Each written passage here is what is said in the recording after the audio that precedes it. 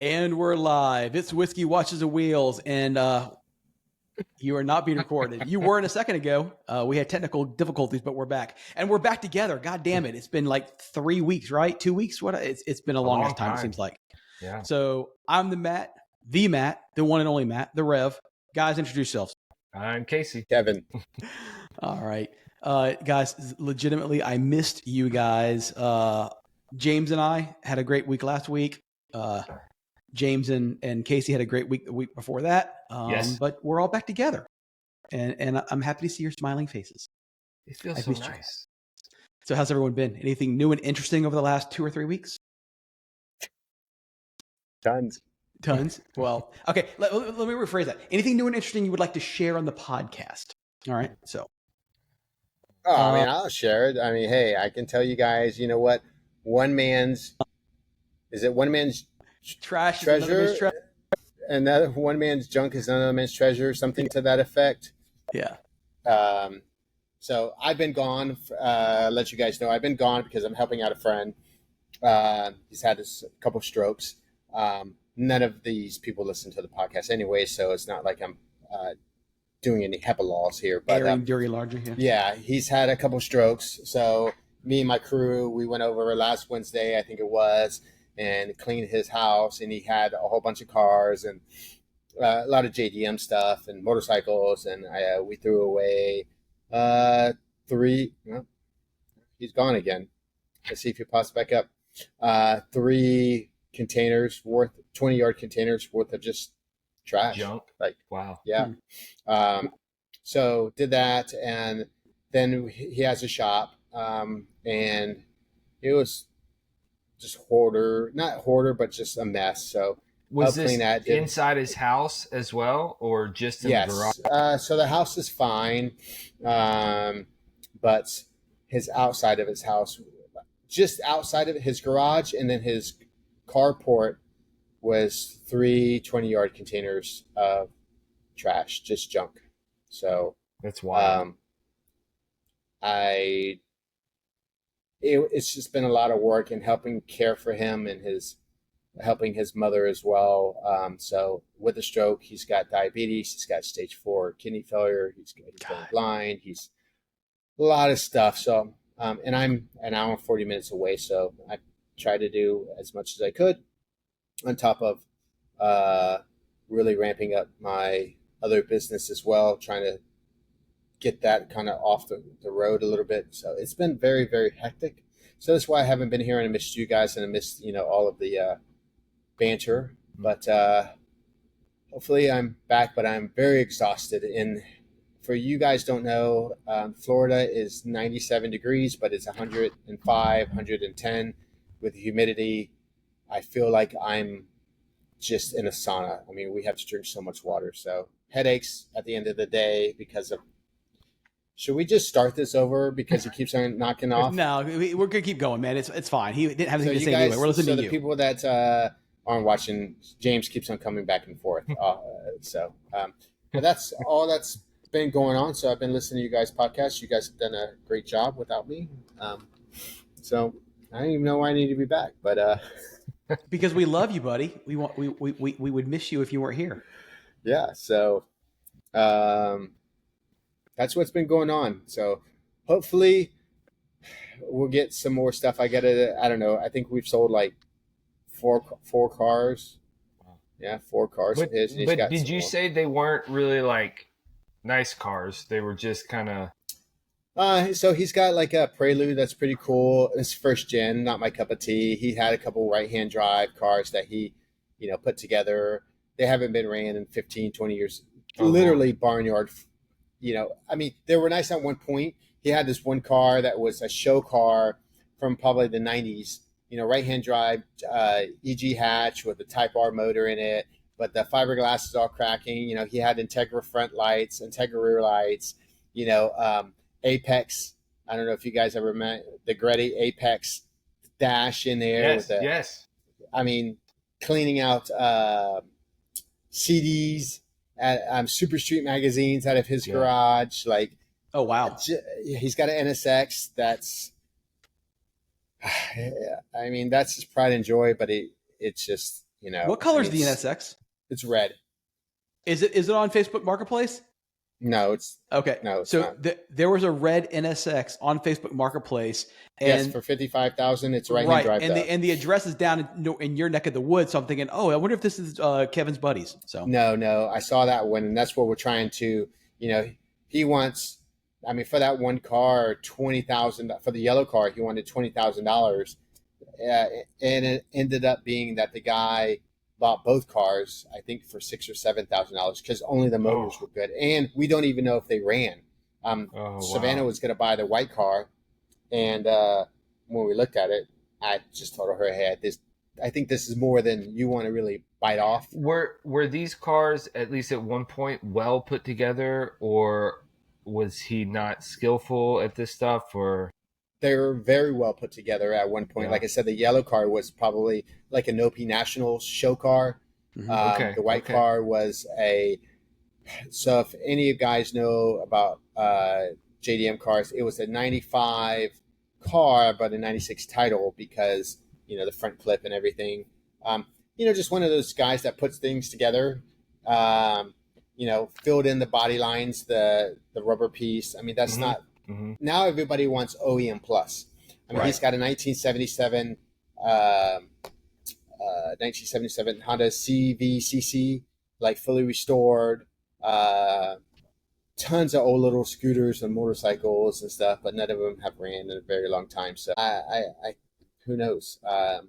But he definitely needs to go to the doctor. He checked himself out both times. So anybody's in the medical field, doctors are only going to help people that want to be helped. So then I don't know. It's just a lot going on, and it's just his mother helping him, who's 70 years old. So That's tough, man. and he has That's two tough. kids. Yeah, so that's what I've been on top of trying. My crew's been very good at getting everything. They've helped out a lot as well. And then the times that I've been gone, because I've been spending the night over there, and Erin, my wife, helped out as well. She spent the night, so they're keeping everything good. So yeah, that's cool. That's the 2 weeks, or it's been 3 weeks now. So 3 weeks, right yeah. now he's got 50 titles. Fuck. Probably out 40 of them are open, and then we Jesus. can't find the other ones, so I have to do a power of attorney to go to the DMV and get the title sent to his house. It's like people are like, "What about this car? What about this car? What about this car?" I don't know. Like and this is me and his friend. It's tough too because I mean, there's a lot of stuff. I mean, I saw the photos, man. There's a shit ton of stuff there, but it's listen. I don't mean to offend anybody, but it's a lot of it's just garbage. It's a lot of shit. It's not. I mean, listen. When I'm watching the photos, and I love this show as a kid, but the theme song to Sanford and Son is rolling in my head. As I'm looking at the photos, and I'm like, oh man, he just didn't throw anything away. No, he did. I mean, smoked in the garage, even in the shop, those cigarette butts out, tools all over the place. But now he's the type of guy that you say, "What's that 13 millimeter?" And he'll go, "Oh, it's down at the other shop. It's underneath the lift. It will actually be there."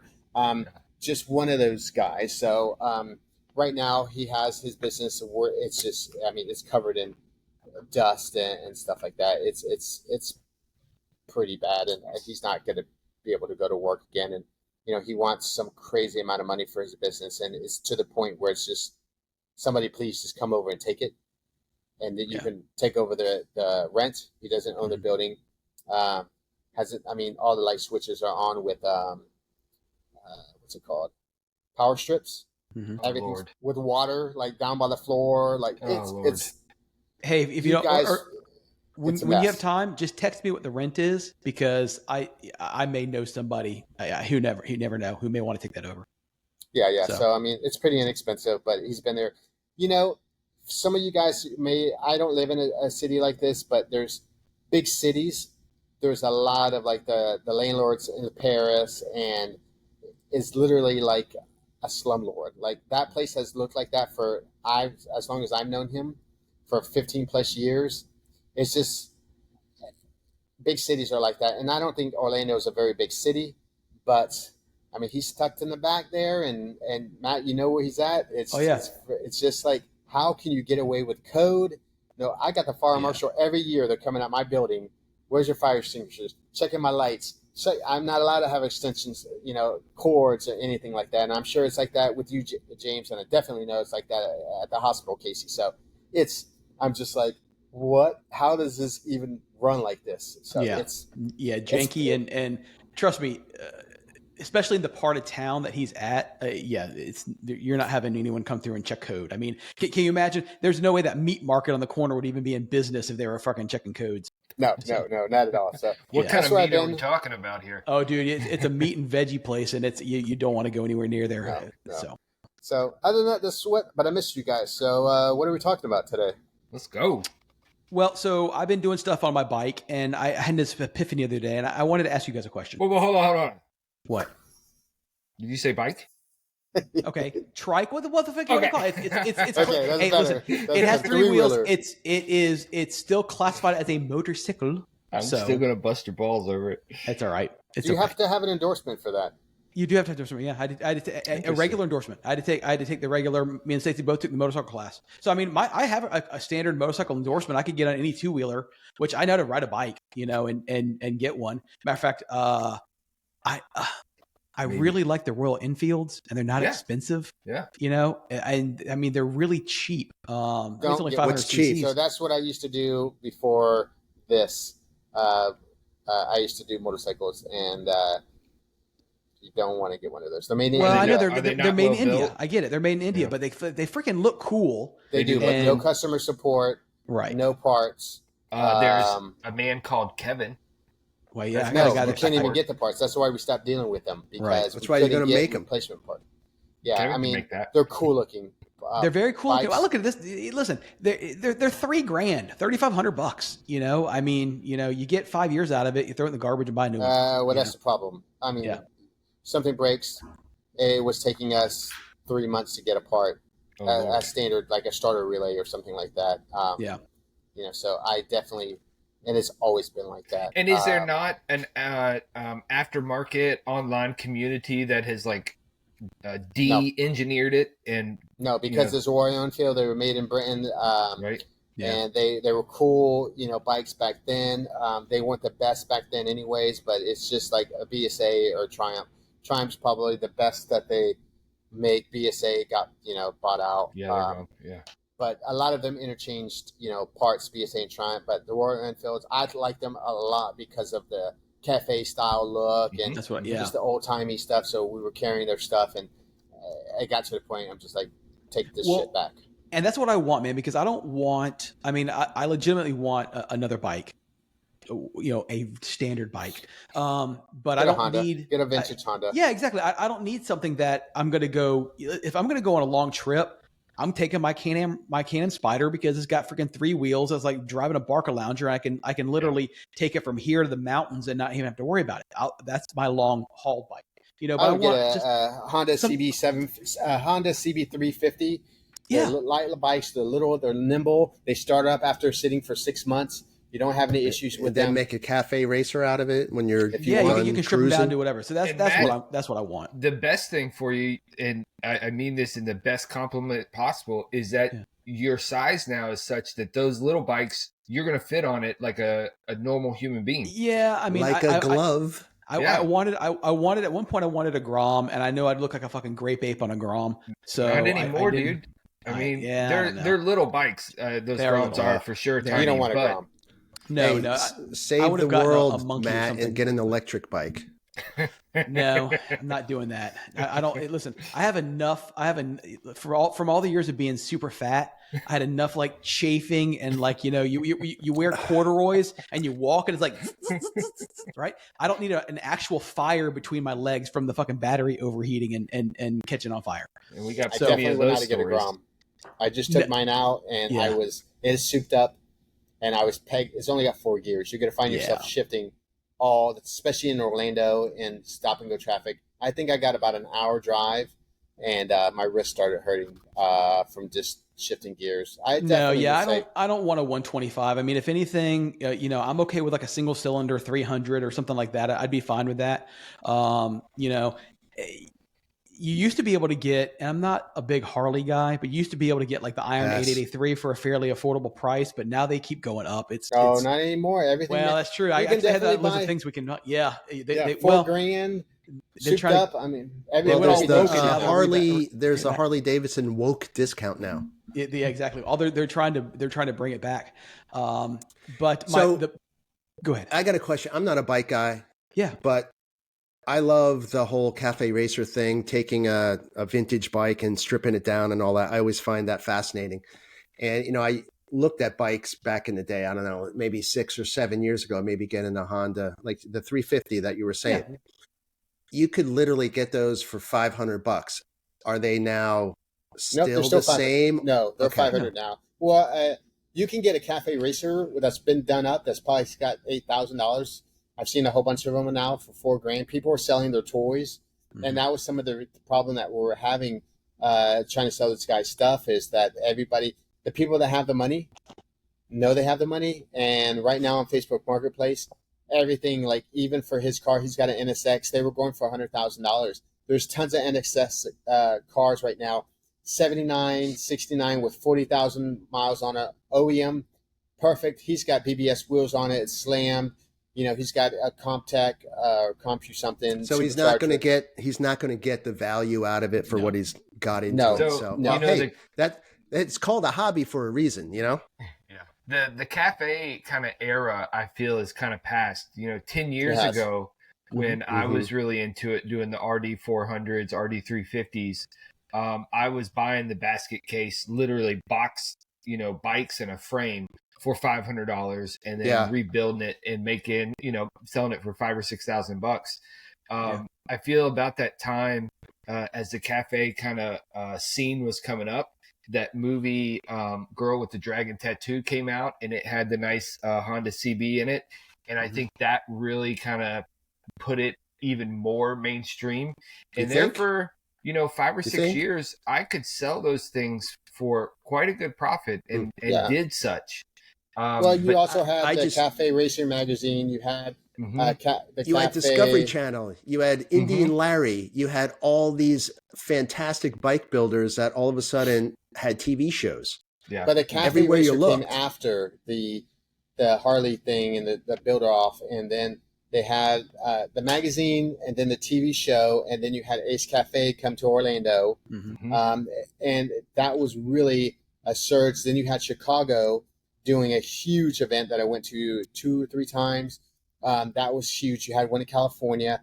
Hey, Matt, if you want a bike, I got 2 CB305 Superhawks, the first that I'm going to get rid of because after going to my friend's place, my guys were like, I knew this shit was going to happen. And this whole week, I've been like, throw this away, throw this away, throw this away, throw this. I mean, we're cleaning the shop. I have 2 bikes and thousands of dollars worth of parts, NOS parts. I'm just going to be like, I'm probably going to put them on Facebook.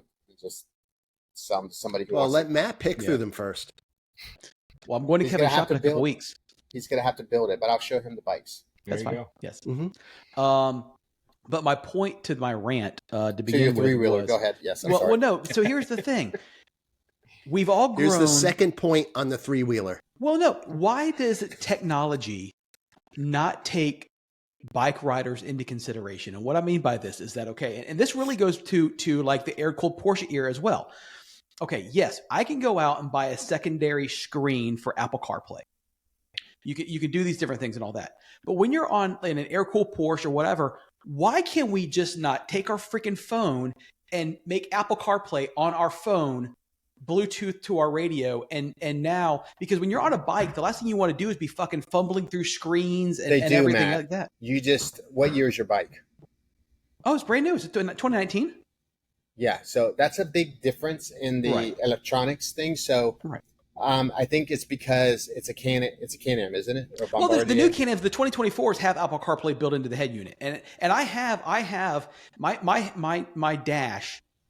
I have a way, like it does maps, it does GPS. I can but you have to go through their BRP Connect app, and you can't use Waze or Apple Maps or Google. You have to use like Synergic or whatever it is. It's just because of the manufacturer that you're using. Because the front runners on motorcycles is Honda and BMW. Those are the 2 companies that, I mean, they have an airbag on the Honda. Gull Wing. So it's just, I think because, Bombardier is Canadian owned. They've always been like this. Being in the motorcycle industry, there's a lot of technology that I've seen that's definitely changed. Harley Davidson, that's what I dealt with. It's 1980s fuel injection or 1990s fuel injection on a 1980s, or I don't know how old that thumper sound is, but they're not so much. But I'm trying to think of other bikes that are like that. It's Honda really in. Well, not even that. I mean, so I'm just thinking with technology the way it is now, why doesn't Google and or Apple on their phones make a simplified user interface so that way you that can wouldn't operate sell on Apple your phone? CarPlay. You know what you actually need to do? It would sell iPhones if you had Apple CarPlay where you had the option of sending it to a head unit, or if you have a 1983 Porsche 911 and you don't want to buy the Porsche Classic Radio, you can put CarPlay and now your phone, it's CarPlay right here on the freaking phone. Well, first of all, you shouldn't be taking your eyes off on the motorcycle, but they do have it on. I know. I have my Cena. So the new Cenas are badass. I mean, I get my directions. You can talk, and it doesn't sound like you're on a motorcycle. It's crystal clear. But it's a huge difference between last year's model and this year's model. And I think also, Matt, is that the number of people that want this is like 6. I mean, the motorcycle community is like dropping significantly as the population ages. Motorcycles are just not popular anymore right now, which I hate, right? But here I am, a motorcycle guy, and I don't even ride. Me too. And it's I think that these companies just don't care because it's like 6 people. Maybe it's 100%. I'm in this industry. We've had so many companies have sold out, gone out of business. Distribution companies have gone out of business.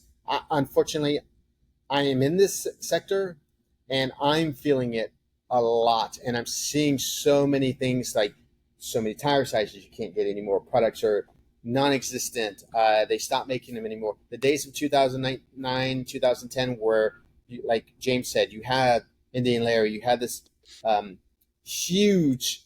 Now those days are gone. And like Casey said, when's the last time, Matt, that you've gone through and you're on I-4 and you see a group of 50 Harleys driving by? It's not there anymore. No, it's not. No. And to your point, Kevin, I got a cat delete for my bike, trike, whatever you want to call it.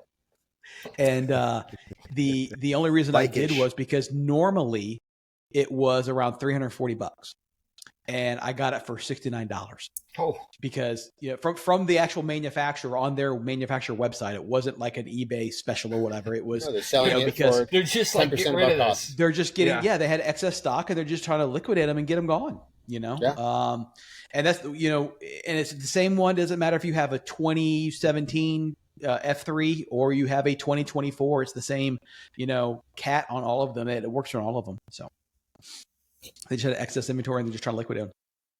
Yeah, Casey's got a great point, Casey. Like, the bike industry is just in the shitter, and it sucks. And it's my age people that's like giving it up, right? I guess the millennials are a bunch of pussies, which we already knew that.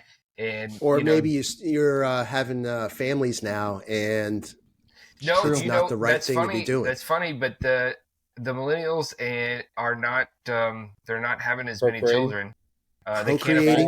They can't afford a fucking home because they're all a bunch of losers. They're not having sex.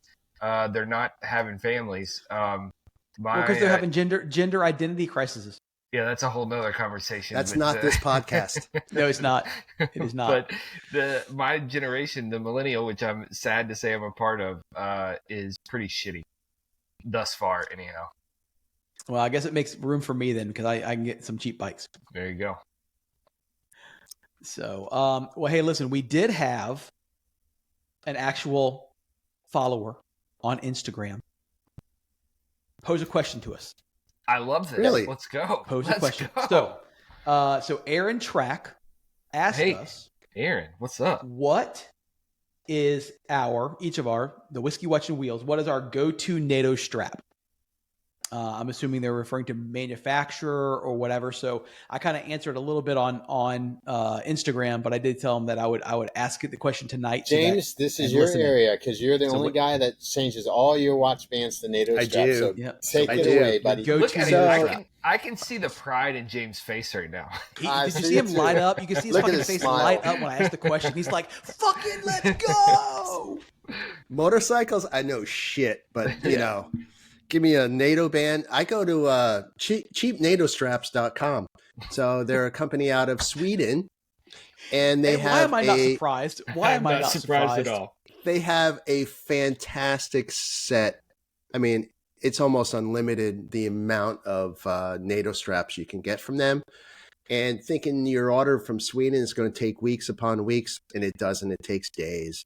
So I've always done really well there. You know, an example would be, say, a Martini livery strap, right?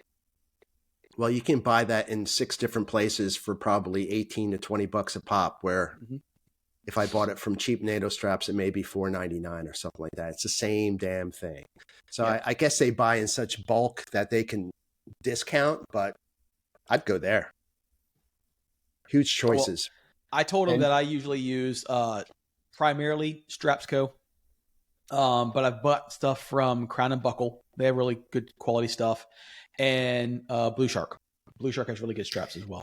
The only NATO straps I've purchased are for my Apple Watch, and I bought them just from Amazon.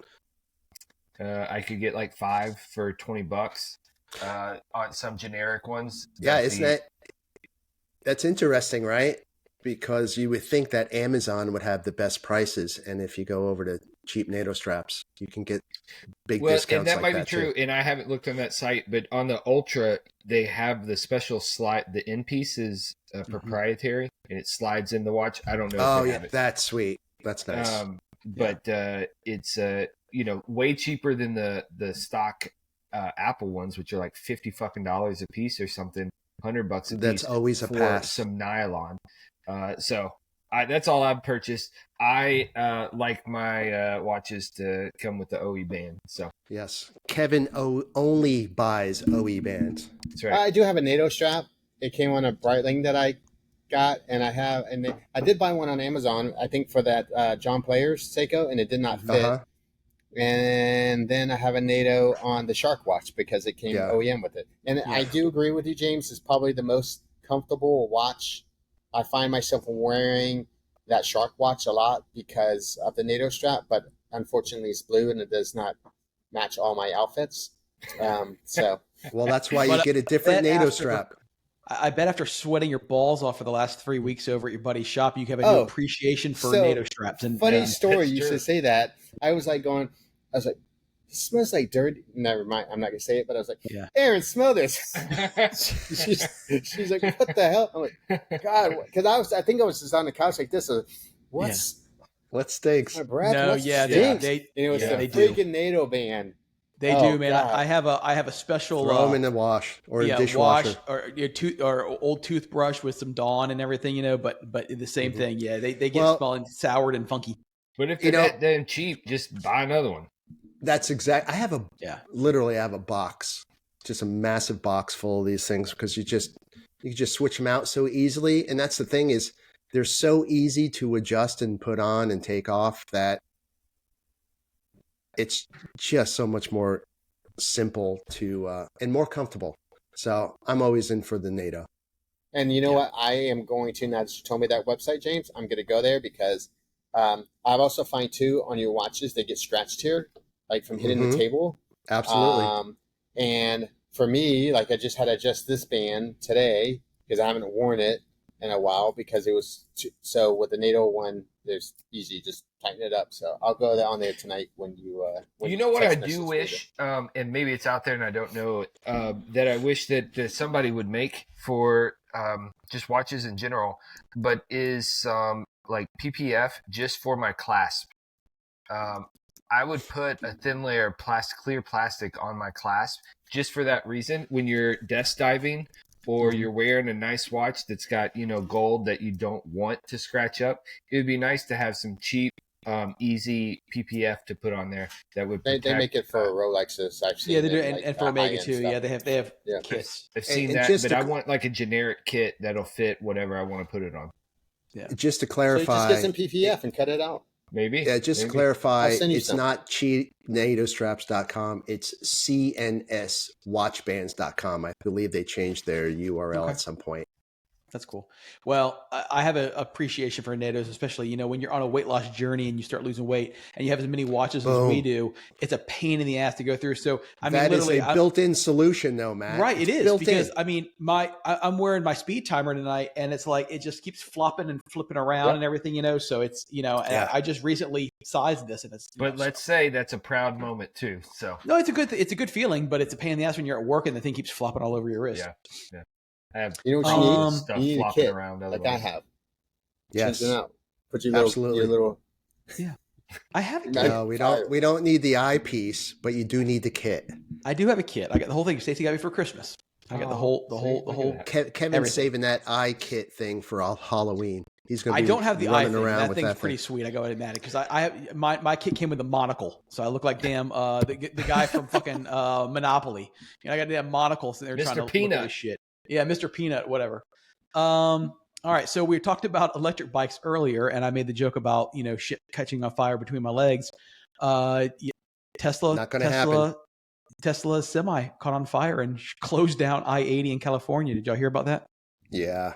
Yes. Actually, yeah, James is the one who put it in our group, right? I think the article about it. Yeah. So they don't know the cause of that right now, but it's always fun to jump on Tesla for fucking up. Yeah. So it could have been driver error. He could have fell asleep. It happened at 3 a.m. So you don't know. But the thing is, the thing caught on fire.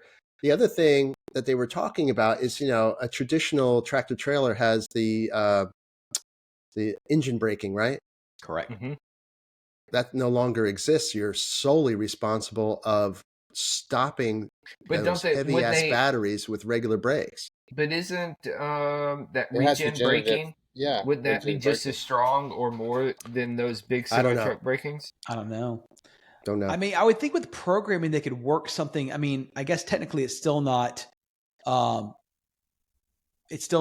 braking with the transmission, but I know with that Ioniq 5 we talked about with its simulated gears, it would actually bog and it would actually, so you think the programming could work something in and maybe just, hit the brakes or But, I don't know, but it's still using brakes. on the cars, many of the reviews, again, since we're not electric car experts here and driving them We are often, not. but We claim that. But we outright. have expert opinions. I do have an expert opinion, but that a lot of people have found the regen braking to be pretty severe, and it's something Yeah, they've had to troublesome, right? relearn how to brake or come to like a Yeah. stoplight. So if it's that severe in the car, I'd be curious how it would be different, in a semi truck. Obviously, I've never driven a freaking semi truck, but you think that engine braking at speed is pretty significant, right? They use their gears going downhill, and that's where you really hear it, or going through a small town, you really hear it. Mhm. Yeah. And I would expect that it would be just as strong regen braking. But my question regarding this specific one is, what percentage of semi truck accidents result in an engine fire of some sort, and what percentage of these electric cars are resulting in a fire as well? And I do wonder about what the numbers are, and if there is truly a safety issue that is going to come about at some point because of that. Because you seem to hear about so many more fires, explosions from these electric cars, but it could also be just skewed data. So Well, It could be. It could be. But, at some point, I would think that the insurance industry would take a look at that and say, you know what? We're not going to cover your house if you're parking your Tesla inside that garage. But I've seen so many car fires on the side of the road, and they've all been at gas. Okay. Yeah, but they're on the side of the road. How many news stories are you seeing where the gasoline car is catching on fire inside the garage, just sitting there? Yeah. Well, No, funny you yeah, mentioned that, that's true. James, because my second news article, since we were talking about stuff cutting on fire, was this past Fire week was Monterey bad. Car Week. Monterey Car Week, and they had lots of different Yes. cars out there. And Ford, actually a restoration company, had bought the 1979 Ford Probe designed by Ghia. It was basically the electric prototype, prototype. prototype car, and showed on at Pebble Beach. Beautiful car, very funky, very 60s or 70s styling. Space age, for sure. And space age, lots of round corners. And they parked it in the trailer, and somehow the thing just caught on fire and burnt down the car in the trailer. And they're not sure, at least from the article I read, wasn't sure how it caught on fire. No. But they did a great job of not catching the rest of Monterey on fire. This is true. Yeah, that would have same been car very bad. was the one that they used a lot of the cues of that car for the Ford Taurus and the Ford Probe, which, if you guys remember, Casey, you might not remember, but the Ford Probe was very futuristic inside, and it was popular too. Yeah, so was the Taurus. Mm-hmm. I come prepared. All I think of is Ed Begley Jr. Remember, he was the first early adopter of the electric cars. And he was. What was that? The Chevy. They came and took it away from him. Yeah. Oh, he wanted. And that kind of reminds me of this first GM electric car that they took back. That was at Epcot. A number of years ago. And then this was it on the. Right on the lawn, and 6 hours later, it looked like this. That's terrible. I don't hate the way this thing looks. I mean, it's you can tell it's a relic just by the corners and such. But it's interesting, and it's sad. Well, that it looks it's like gone, a DeLorean in front, right? Doesn't very DeLorean. Yeah, I agree. Or Fiero. You could put a Fiero badge on that, and you would have oh yeah, that's a Fiero. That's the precursor to a Fiero. That's interesting.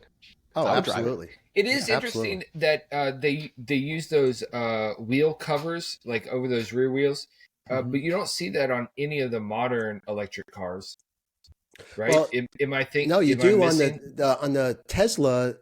Doesn't their set of rims, aren't they specific in order flat. to save energy, right? Yeah. To be very efficient Cybertruck ones through the wind. are rubber. It's just like a rubber, Okay, so they just kind of hubcap.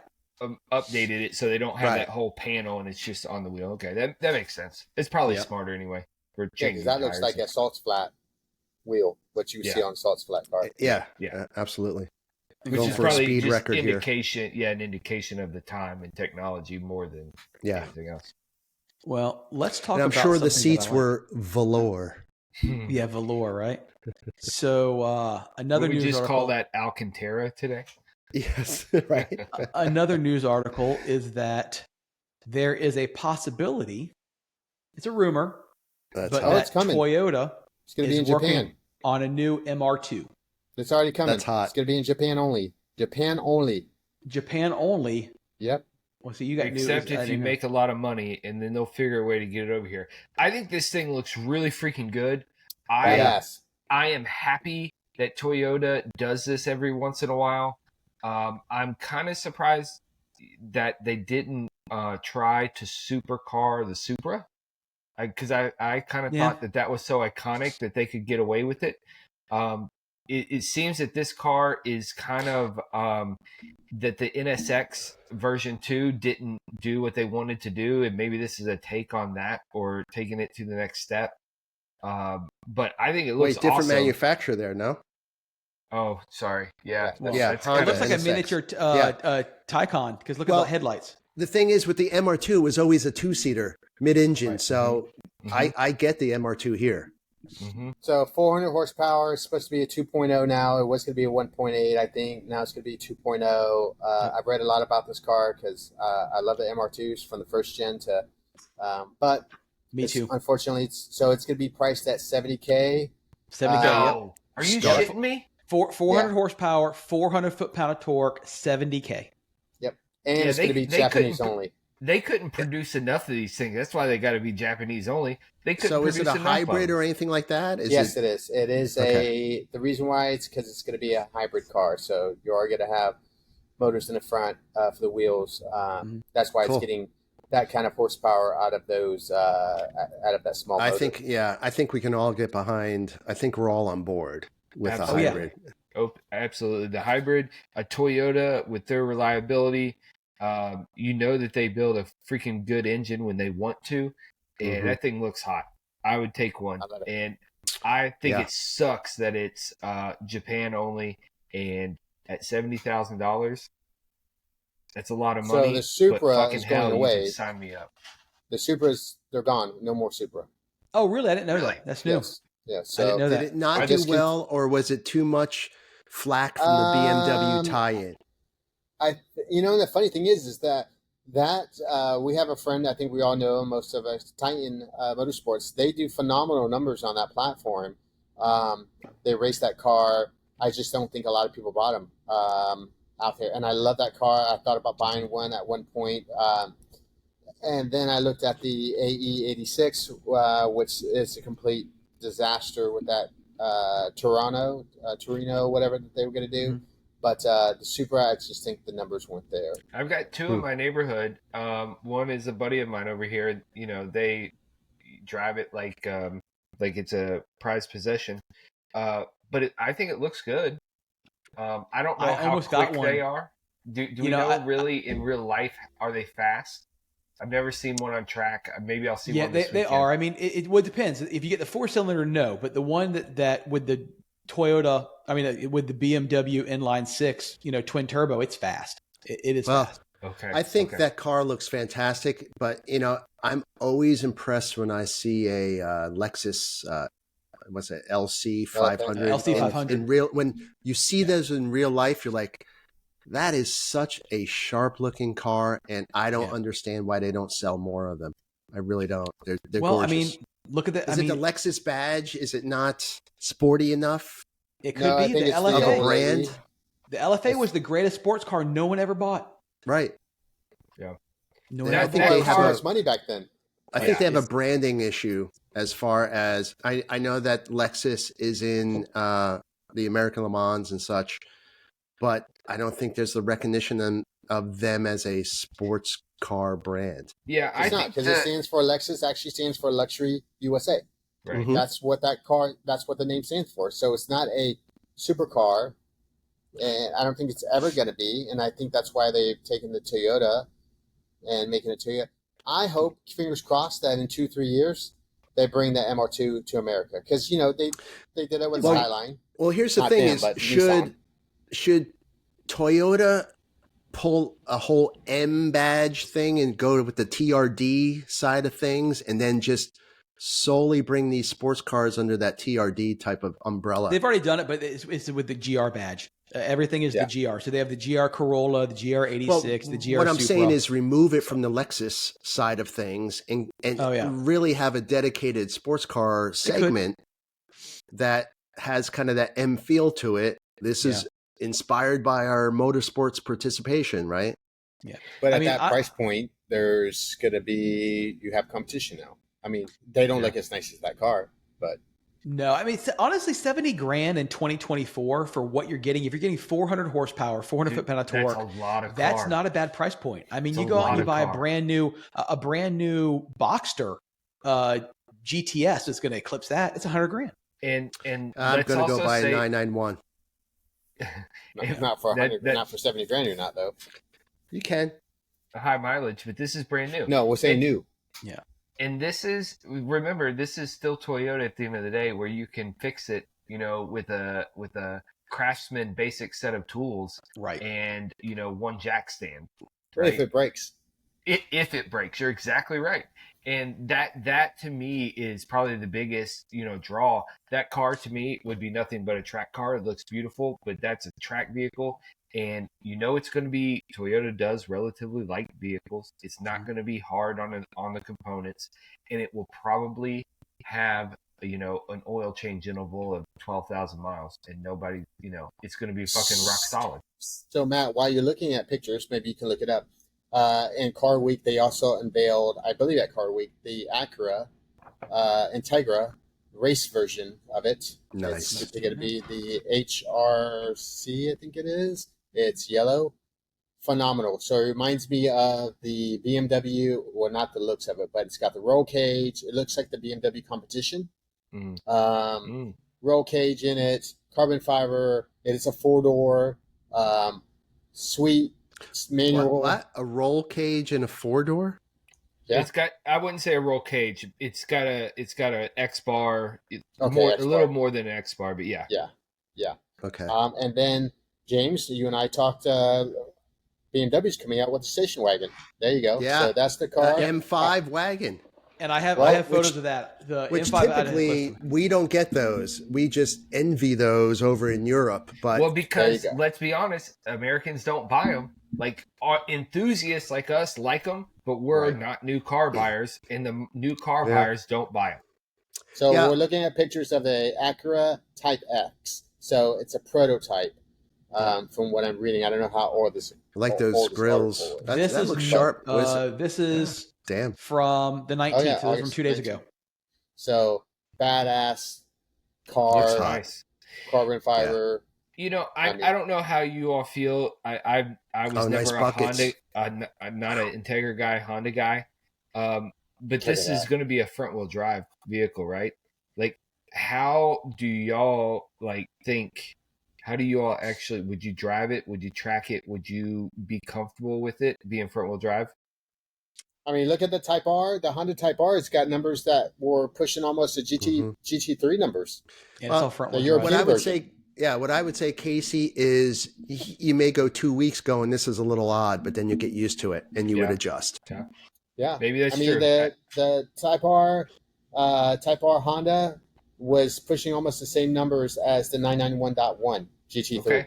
All right. So I mean, that's fucking awesome.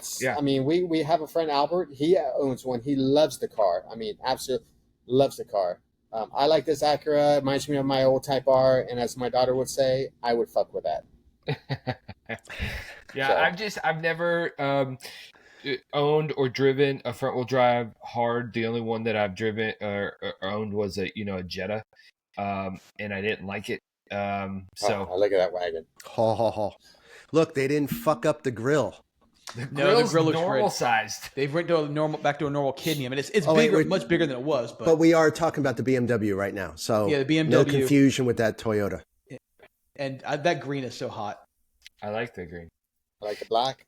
So this is going to have over 728 horsepower.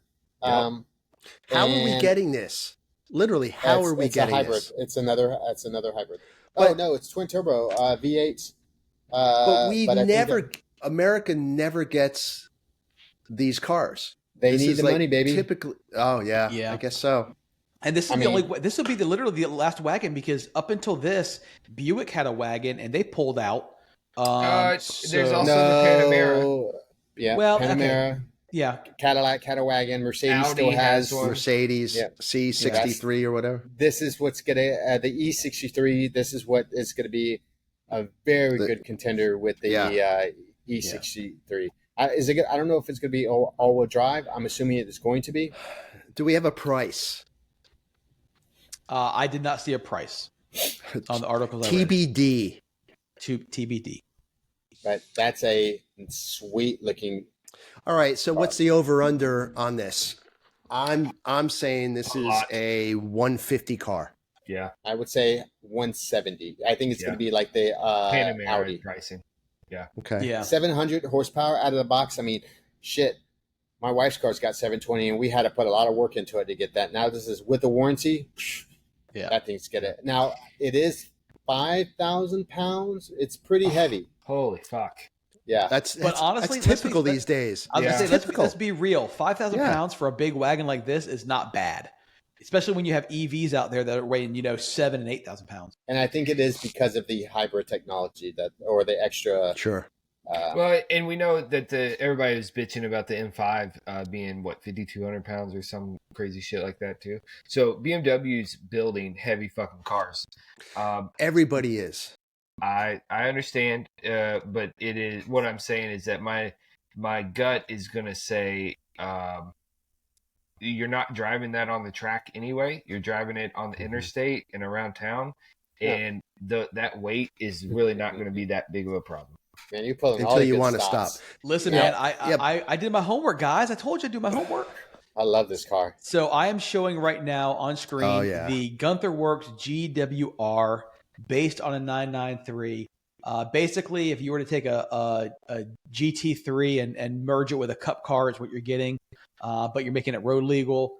Magnesium wheels, 500 horsepower, 300 foot-pound of torque. I mean, it's just freaking awesome. The So- turbo Great twist. Yeah. Those aren't turbo twists though. Those are fans, right? Oh, turbo fans. Yeah. Yeah. I don't know. They look like Turbo the fans. covers on And a little ducktail there. They look the covers on Kevin's Manti. So this idea, I love it. Fuck, it looks so good. I don't like. I'm not impressed with the color. I think they could have picked a different color. I don't mind. I I at like all. the color. I like the freaking green of It's that the turbo there in the wheels. back. It's though. the wheels not working with the color. Yes. I think it's the wheels that will throw Right you wheels. off on any color you throw on there. I think that this idea of this car of taking the classic and putting super modern aspects on it, the LED strips, the lights, the tails, this is kind of the idea to me, what I'm going for in my car when ultimately it gets kind of complete, if that's even a phrase to use on it. Sure. But upgrading everything to like completely modern standard headlights, the fog indicator. What percentage are you at, Casey? Do you think? Just to throw it out there. 60, 70? Yeah, probably 75. Yeah, I think so. I think updating the headlights eventually. I want to do all the lighting kind of together, and then the suspension. The suspension's got to be done. But Are you going to do an interior at all on that? So I've got those, Kevin. What are they called? SPX. Something like that. I don't know. So I might do just inserts for daily driving sort of thing. Mm-hmm. And maybe do something like where the door pull is. What do they call that? Matt, do you know where the door pull is? the RS. I don't want RS pulls, but Right. like, because you can do like the door area in like where your fingers go, like in leather or Alcantara. Oh yeah, the little insert, the black insert thing. Yeah, Right. do that matching to inserts, Right. something like that. But I don't think there's a whole lot of stuff to be done on the inside unless I do these buckets and If you rip your seats out, yeah, kind of get wild custom, with the yeah. buckets. Hey, if you rip your seat, what do you have standard S seats? What seats do you have? I'll be keeping the standard seats for daily, and then the buckets for kind of fun. You're not going to want to fucking switch the seats back and forth, dude. No, You're going to I put will. one seat. I will. Now, you're when you not. find out how good those seats hold you, Okay, so you're not going to. So first of all, which But seats do you have? The seat, I have the Sport 14-way adjustables or 18-way Sport Comforts. adjustables. So after you get tired of taking them and moving them back and forth 2 to 3 times, and you're ready to get rid of your stock seats, let me know and I'll buy them from you. Yes, sir. because But Matt let them know needs them before- for his trike. Well, no, because my so Casey's, for those listening, Casey and I both have 997 Carreras. Casey's is a Carrera S, mine's a base Carrera. So you get some extra bolstering in the Carrera S at the top part that my seats don't have. And so I would like S seats at some point, but I'd like them before I end up having Dave. The redo mine. only issue that I have with these SPX seats is that they're totally cloth, and I just think for me, They don't have to be. I would have to get them recovered if they were going to stay in the car permanently. Just because I'm afraid that my fat ass getting in and out is going to. Well, would you take out some seats and replace them, say, with Recaros that would be more of track focused? That's what I'm saying. Right? These SPX Yeah. Recaros Okay. they're truly buckets. I mean, they're. So the play is you take the Recaros and you send those along with your door panels to Dave or someone like Dave, and have them do No, the just inserts come the same thing visit he does us. the. Oh yeah, Drive sure. the fucking car up here.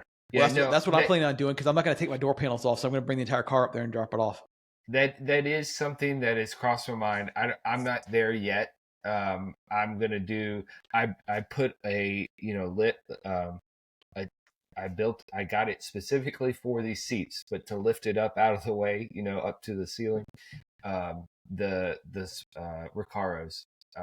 So then you got to get rear deletes in the back and a roll cage. Do you have a roll cage? The roll cage is coming whenever it decides to fucking show up. BBI has. We're going to have to do we're months past when it was due. We're going to have to do an episode just on Casey's build. Absolutely, that'd be cool. But I really wanted the fucking, like, I ordered that bar months and months ago specifically for this weekend coming up, so I could put the seats in and have the lap belts, right? Because even old, previously on street tires, I'm sliding all around on these seats, and now I've got Kumos, and it's going to be worse, but it hasn't shown up yet. Well, remember, don't push it too hard because you got Farron to go to and other ones. Yeah, don't break it yet. Yes, yes, sir. Well, the interior is the next thing on mine because honestly, I have a base Carrera. It's 3.6. There's really not a lot I can do to the motor. You could build it. I know a guy. Well, I know at some point that may be the case, but I mean, I've already done full exhaust. I've already done headers and all that other stuff, and so there's really not a lot more I can do to the way it is right now, unless I am planning on pulling it, building. Huh? Do you have a tune? On the 3.6s, tunes do absolutely nothing. There's really nothing there to tune. From everything I've read and been told, there's really not a whole lot there. Well, to gain. Matt, what I would do is, since Casey had a really nice base starting with the S. But if you have a base Carrera, I mean, I'd just enjoy it, sell it, and then upgrade.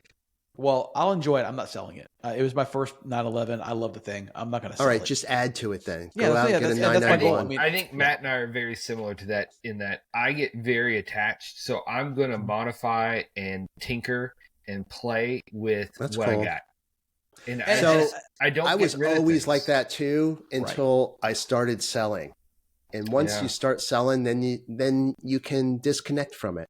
I have a hard time doing that with these sort of things. The motorcycle that I bought brand new when I was 21, 22, whatever, I kept for like 14 years. And it was stupid. I took it out to the track. The thing was a tank. It was awful on track, but I fucking loved it. And it was so hard to get rid of it. Now, once I did, I got the Gixxer, and you know what? I became a very good rider because I went from I did a 20-year upgrade in technology, but it's hard for me. And these cars are so good. The 997 is so good. Even the base, I mean, my car's 350 horsepower because, like I said, I was that's all you need, man. 325. I'm at 3. Yeah, I'm fine. I don't need to do more to the motor. But me and James are rolling around with like 250, 220, 223. Right. So 350 is all I need in the car. I mean, I'm good with what I got. But I do want to, like I said, and the interior looks brand new. I mean, my interior. Guys, we all know you don't drive fast enough anyway, so it doesn't matter. Right. Well, exactly. It's true. I'm not James May, but I am Captain Slow. I will say that, the 355 that I had in the, 355 in the S, 997S, right? Super fun car, but then bump into the 45 more horsepower to get to the 400 in the 991.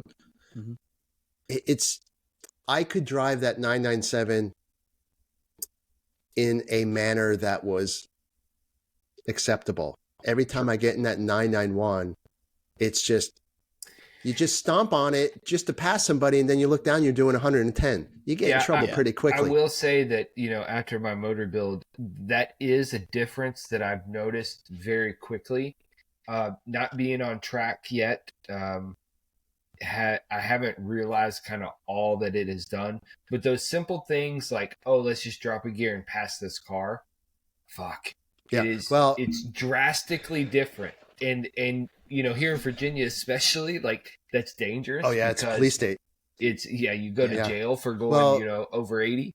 So when you go and do that track day, start slow, man, because you're going to have those assumptions of what you had, and take that into a corner and go, oh shit. Yeah. No, I agree. No doubt. So, all right, fellas, that's an hour in. You guys got anything else? Oh, so much, but we can only have 1 hour show. I know it. Well, listen, we're back.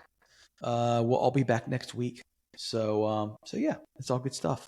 So, all right, guys, head over to Instagram, head over to the website, whiskeywatchwheels.com. Everything's updated. Can I just do something since we're whiskey watches and wheels at the end of the show here? Yeah, go ahead. Here's some whiskey. This is Middle West out of Columbus, Ohio. This is straight wheat whiskey. All right, so it's not a bourbon. There's no corn. It's just 100% wheat. It is amazingly proofed at 125. So it's the grape nuts of the whiskey world. Oh, this will wake you up. But it's surprisingly smooth. I've been drinking it. You haven't seen me coughing or like wanting to kill myself here. But at 125, that's a fantastic proof. Super cool. The taste profile on this, you would be surprised that it's not a bourbon. To me, this is one of those whiskeys that prove how much the barrel influences the juice inside. Being 100% wheat, no corn. This is sweet, smooth, wonderful stuff. And if you served it to anyone, you'd say, "Man, that's a good bourbon. That's cool. Some good juice." Nice. Good, well priced at, I think, I want to say $75 or something like that. Super nice stuff. So shout out to Steve for picking that up for when he was in Columbus, Ohio. And I recommend it. You can get it on or get something similar, some of their stuff, Middle West, on sealbox.com. That's not a sponsorship, but that's where you can find some stuff. I'm such a lightweight. I just got a buzz looking at your glass. On that note, we're out. Peace, bitches. We'll see y'all next week. Bye. Bye-bye.